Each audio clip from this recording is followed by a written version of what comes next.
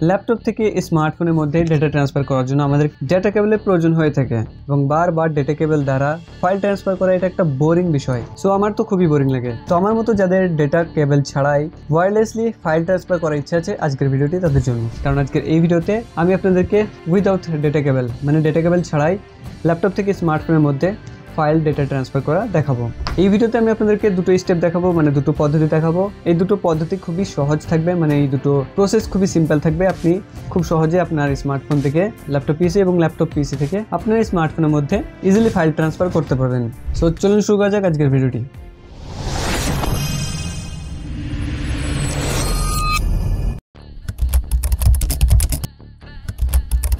তো প্রথমে যে স্টেপটা আমি আপনাদেরকে দেখাবো, যেই প্রসেসের মাধ্যমে আমরা ওয়্যারলেস ডেটা বা ফাইল ট্রান্সফার করতে পারবো। এটা করার জন্য আপনার ল্যাপটপ বা পিসির ওয়াইফাই এবং আপনার স্মার্টফোনের ওয়াইফাই দুটো এক থাকতে হবে। মানে আপনি দুটো ইন্টারনেট কানেকশনকে একই ওয়াইফাইয়ের সঙ্গে কানেক্ট করে রাখবেন। এবার আপনাকে যেটা করতে হবে, আপনি গুগল প্লে স্টোরের মধ্যে আসবেন। এখানে এসে আপনি সার্চ করবেন wifi TPS server. Wifi TPS server লিখে সার্চ করবেন। আপনার সামনে অনেকগুলো অ্যাপ্লিকেশন আসবে, কিন্তু আপনাকে এই অ্যাপটা ডাউনলোড করতে হবে বা ইনস্টল করতে হবে। এর রেটিংস আপনি দেখতে পারবেন 4.3 স্টার রেটিংস আছে এখন এবং 1 মিলিয়ন প্লাস ডাউনলোড আছে। এছাড়া এর লিঙ্ক আপনি ভিডিও ডিসক্রিপশনে পেয়ে যাবেন, ডাইরেক্ট ওখান থেকে ডাউনলোড করে নিতে পারবেন। তো ডাউনলোড হয়ে গেছে। ইনস্টল করার পর ওপেন করবেন। এর বিশেষ কথা হলো যে এটা খুবই সিম্পল, খুবই সহজ একটা ইন্টারফেস আছে এই অ্যাপ্লিকেশনের মধ্যে।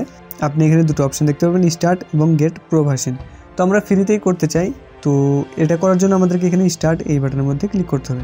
এবার আপনাকে ফাইলগুলোকে ম্যানেজ করার জন্য পারমিশন অ্যালাউ করতে হবে, তো আমরা এটিকে অ্যালাউ করব। এবার ব্যাক। এবার আপনি এখানে দেখতে পাচ্ছেন যে একটা সার্ভার ইউআরএল, একটা ইউজার আইডি এবং একটা পাসওয়ার্ড জেনারেট হয়ে গেছে এখানে অটোমেটিক। তো এবার আপনাকে যেটা করতে হবে, আপনি আপনার দিস পিসি বা মাই কম্পিউটার ওপেন করবেন। এখানে আসার পর আপনি যেটা করবেন, রাইট ক্লিক করবেন খালি স্পেসের মধ্যে। এবার এখান থেকে আপনি অ্যাড এ নেটওয়ার্ক লোকেশন এখানে ক্লিক করবেন। এখানে ক্লিক করার পর নেক্সট করবেন, আবারও নেক্সট করবেন।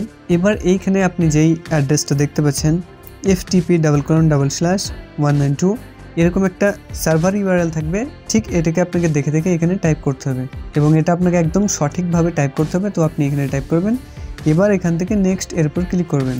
এখান থেকে আপনি এই বক্সটিকে আনচেক করবেন এবং এখানে যে ইউজার আইডি দেখতে পাচ্ছেন অ্যান্ড্রয়েড, আপনার যেটা থাকবে আপনি সেটা এখানে দিবেন। এবার এখান থেকে নেক্সট, আবারও নেক্সট করবেন। এবার জাস্ট ফিনিশ করার পর আপনি দেখতে পারবেন যে এখানে আপনার কাছে পাসওয়ার্ড চাইবে। তো আপনার স্মার্টফোনের মধ্যে এই ইউজার আইডির নিচে যে পাসওয়ার্ড আছে এটা আপনি এখানে টাইপ করবেন। এবার এখানে লগ অন এর উপর ক্লিক করবেন।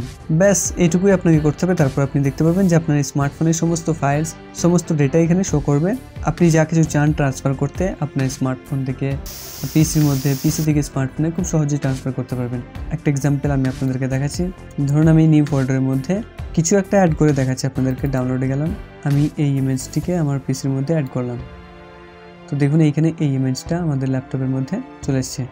ঠিক এভাবে আপনি যে কোনো পিডিএফ, মিউজিক, ফটো, ভিডিওস যা কিছু প্রয়োজন আপনার, যা কিছু এভরিথিং, মানে আপনি সব কিছু আপনার ফাইলের মধ্যে, আপনার মোবাইলের মধ্যে যা কিছু থাকবে আপনার ফাইলের মধ্যে বিশেষ করে, সে সব কিছু আপনি খুব সহজেই ট্রান্সফার করতে পারবেন। এছাড়া আপনি এখান থেকেও আপনার স্মার্টফোনের মধ্যে নিয়ে যেতে পারবেন। যে কোনো ফাইলকে আপনি ওপেন করবেন এবং এখান থেকে সিলেক্ট করে ডাইরেক্ট ড্র্যাগ অ্যান্ড ড্রপ করবেন। এটা আমাদের যেহেতু আছে, তো আমি এখান থেকে এটাকে ক্যান্সেল করলাম। ঠিক এভাবেই খুব সহজে আপনি আপনার স্মার্টফোন থেকে পিসি এবং পিসি থেকে স্মার্টফোনে ফাইল ট্রান্সফার করতে পারবেন।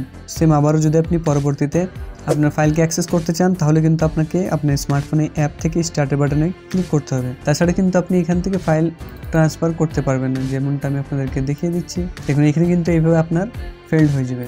সো নেক্সট টাইম যখন আপনি ট্রান্সফার করতে যাবেন, এখান থেকে স্টার্ট বাটনে ক্লিক করবেন। তারপর আপনি আপনার নেটওয়ার্ক লোকেশন ওপেন করবেন।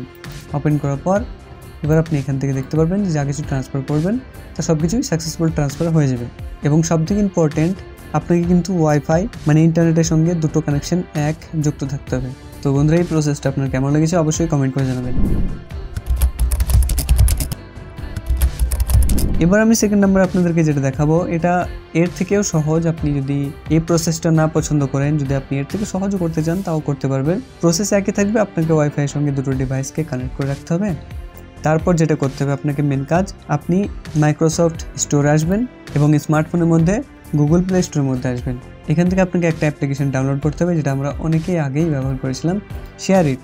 তো আপনি আপনার পিসির মধ্যে শেয়ার ইট অ্যাপ্লিকেশনটিকে এখান থেকে ইনস্টল করে নেবেন, যেহেতু আমার দেখতে পাচ্ছেন এখানে ইনস্টল আছে। এবং আপনাকে যেটা করতে হবে স্মার্টফোনের মধ্যেও এই অ্যাপ্লিকেশনটিকে সেম অ্যাপ্লিকেশনটিকে ইনস্টল করতে হবে। তারপর আপনি এই অ্যাপ্লিকেশনটিকে দুটো ডিভাইসে ওপেন করবেন। এবার স্মার্টফোনের মধ্যে আপনাকে প্লাস আইকনে ক্লিক করতে হবে। এখান থেকে আপনি একটা স্ক্যান কিউআর কোড অপশন দেখতে পাচ্ছেন, এখানে ক্লিক করবেন, বা কানেক্ট টু পিসি এখানেও ক্লিক করতে পারেন। তো আমরা এখানে স্ক্যান কিউআর কোড এর উপর ক্লিক করব। এবার যেটা করতে হবে আপনাকে এই কিউআর কোডটিকে স্ক্যান করতে হবে। তো দেখুন এখানে আমরা স্ক্যান করে ফেলেছি। ওকে, এখানে আমাদের কানেক্টেড দেখাচ্ছে, দেখুন কানেক্টেড হওয়ার পরেই আপনি এখানে দেখতে পারবেন যে আপনার স্মার্টফোনের সমস্ত ফাইলসগুলো এখানে শো করছে। এবার এখান থেকে আপনি খুব সহজেই ম্যানেজ করতে পারবেন। যেমন আমাদের এখানে ফটোসগুলো শো করছে, ভিডিওসের মধ্যে আপনি এলে দেখতে পারবেন এখানে ভিডিওস শো করবে। এবার অ্যাপসের মধ্যে আপনি অ্যাপস দেখতে পারবেন, আপনার স্মার্টফোনের মধ্যে যতগুলো অ্যাপস আছে। মিউজিকের মধ্যে আপনি সমস্ত মিউজিকগুলোকে একসঙ্গে দেখতে পারবেন। এবং ডকুমেন্টসের মধ্যে যতগুলো পিডিএফ বা ডকুমেন্টস ইবুক আছে সেগুলো আপনি এখানে দেখতে পারবেন। স্টোরেজের মধ্যে ক্লিক করে আপনি এখান থেকে যদি ফাইল থেকে পার্টিকুলার ফাইলকে ওপেন করে সেখান থেকে যদি কোনো ফাইল বা ডেটা ট্রান্সফার করতে চান তাহলে এখান থেকে আপনি খুব সহজেই করতে পারবেন। ওকে, তাহলে ট্রান্সফার কীভাবে করবেন? এর জন্য আপনি যদি কোনো ভিডিও বা ফটোজ যা কিছু আপনি ট্রান্সফার করতে চান সেখানে আসবেন, নিচে আপনি তিনটে অপশন দেখতে পারবেন, ডিলিট, প্লে এবং ডাউনলোড। তো আপনি এখান থেকে সিম্পলি ডাউনলোডের উপর ক্লিক করলে দেখবেন যে এখানে ট্রান্সফার এর মধ্যে আপনার ফাইলটা ডাউনলোড হতে শুরু হয়ে গেছে। তো দেখুন এখানে আমাদের ফাইল কমপ্লিটেড ডাউনলোড হয়ে গেছে, খুবই ফাস্ট, খুবই দ্রুত। ঠিক এভাবে যদি আপনি মাল্টিপল ফাইল বা মাল্টিপল ভিডিও অডিও ডাউনলোড করতে চান তাহলে আপনি এভাবে সিলেক্ট করতে পারেন, আর সবগুলোকে সিলেক্ট করার জন্য আপনি এখানে ক্লিক করতে পারেন। তারপর আপনি এখানে ডাউনলোড টু পিসি এর মধ্যে ক্লিক করলে দেখবেন যে আপনার পিসির মধ্যে এগুলো ডাউনলোড হতে শুরু হয়ে গেছে। সো আমরা সবগুলো করতে চাই না, আমি আপনাদেরকে দুটো করে দেখাচ্ছি। এখানে ডাউনলোড টু পিসি, তো দেখুন এখানে ট্রান্সফার এর মধ্যে আমাদের দুটো ফাইল চলে এসছে এবং এখান থেকে আমাদের ট্রান্সফার হতে শুরু হয়ে গেছে। সো এভাবেই যদি আপনি কিছু আপনার স্মার্টফোনের মধ্যে আপলোড করতে চান তাহলে আপলোড টু ফোন এখানে ক্লিক করবেন। তারপর আপনার কাছে এখানে আপনার পিসির লোকেশন ওপেন হয়ে চলে আসবে। আপনি এখান থেকে যা কিছু শেয়ার করতে চান সেখানে ক্লিক করে ওপেনের মধ্যে ক্লিক করলে আপনার ফোনের মধ্যে আপলোড হতে শুরু হয়ে যাবে বা ট্রান্সফার হতে শুরু হয়ে যাবে। এটা দেখার জন্য আপনি ট্রান্সফার এই বাটনে ক্লিক করবেন। সো দেখুন এখানে কিন্তু আমাদের কমপ্লিটেড দেখাচ্ছে। সো গাইজ, এই ভিডিওতে আমি আপনাদেরকে দুটো বেস্ট প্রসেস দেখালাম, যার মধ্যে আপনি খুব সহজেই কোনো রকম ঝামেলা ছাড়াই আপনার স্মার্টফোন থেকে পিসি এবং পিসি থেকে স্মার্টফোনে ফাইল ট্রান্সফার করতে পারবেন। এর জন্য আপনাকে কোনো রকম ডেটা কেবল ব্যবহার করতে হলো না। সো গাইজ, যদি ভিডিওটি ভালো লেগে থাকে অবশ্যই একটা লাইক করবেন আর শেয়ার করবেন আপনার বন্ধু রিলেটিভদের সঙ্গে। তো দেখা হচ্ছে পরে আর একটা হেল্পফুল ভিডিওতে। আসসালামু আলাইকুম।